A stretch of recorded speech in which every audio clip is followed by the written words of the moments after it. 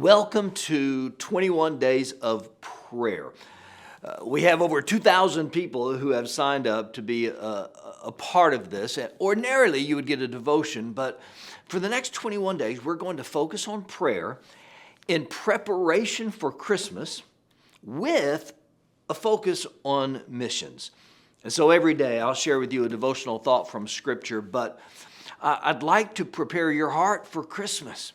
So many people will ask you, are you ready for Christmas? Are you ready for Christmas?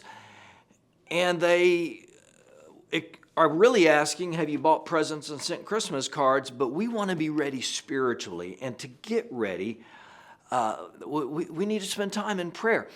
Additionally, we need to focus on missions. And that's going to be the highlight of every video during the 21 days of prayer. So I'll start with a scriptural thought. Then I'm going to introduce you to some missionaries who serve in Japan. And when we're finished, you can spend a little time in prayer. I was spending my time with God. I was reading through Daniel, and I was inspired to do 21 days of prayer when I was in Daniel. So let me read a little bit of what I was reading that day. The scripture says that Daniel said, while I was speaking and praying, confessing my sin and the sin of my people, while I was still in prayer, Gabriel, the man I had seen in the earlier vision, came to me in swift flight. He said, as soon as you began to pray, a word went out, which I have come to tell you.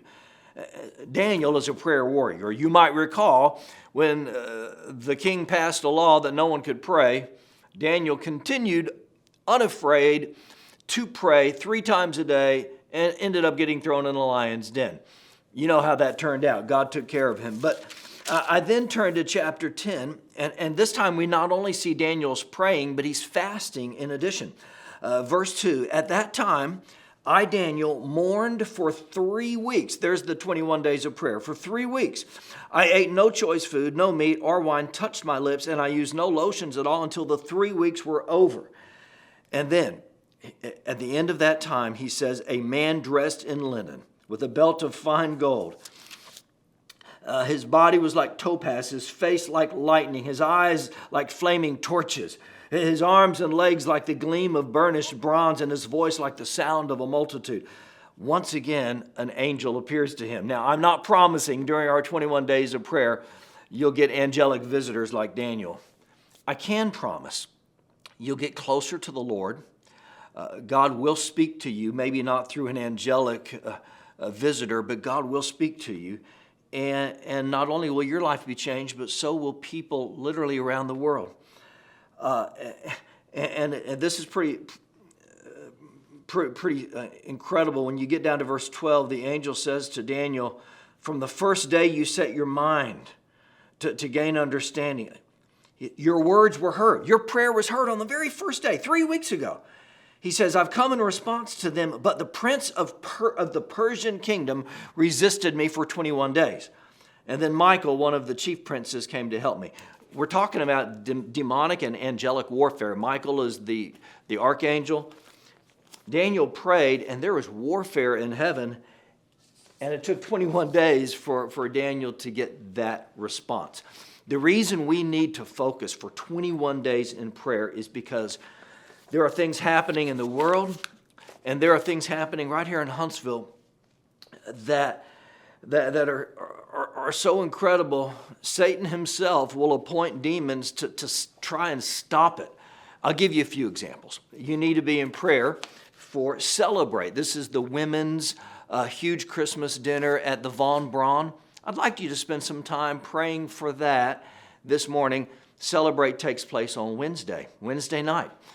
Many lost women will be there. 900 women will be there, but it's a great opportunity for people to hear about Jesus this Wednesday. We'll do Christmas Eve at Milton Frank Stadium. We will have thousands of unchurched people who need to hear the gospel. Satan doesn't want that to happen either. I want you to be praying every day for God to break through and reach people and save souls at Milton Frank Stadium on Christmas Eve.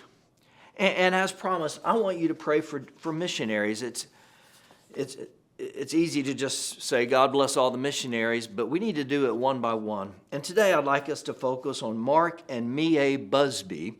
They are missionaries that are serving in Japan. Many of you know them when they're on stateside assignment. They live in our mission house, and they do ministry with us here at Willowbrook. Christmas in Japan is different. They gave me a few notes. It's a regular work day, Christmas is, in Japan.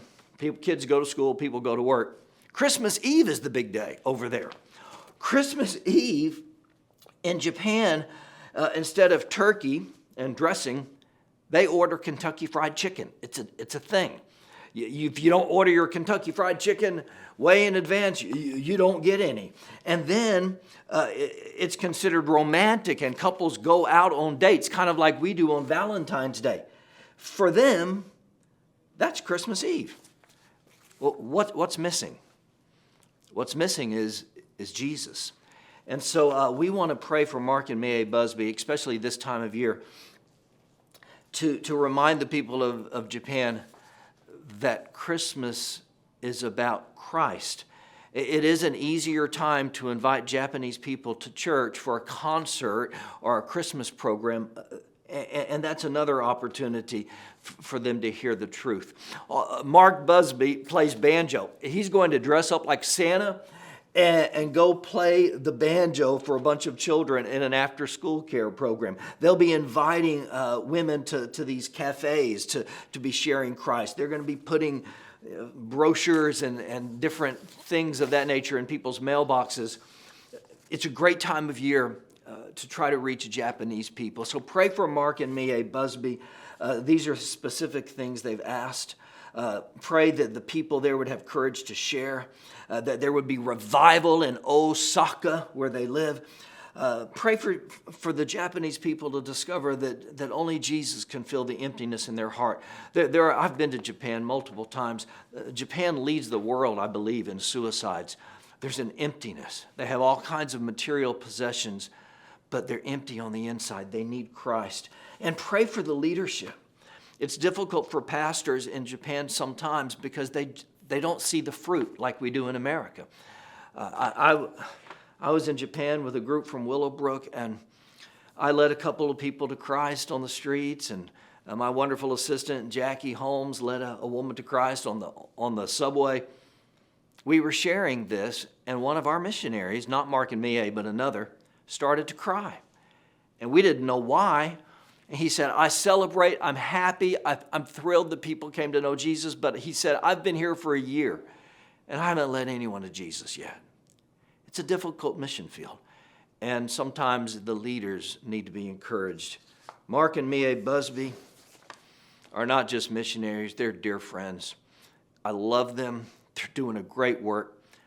If you would, take a minute now, if you can remember all those things I shared, and pray for the Busbys, pray for Japan, and we'll see you again tomorrow.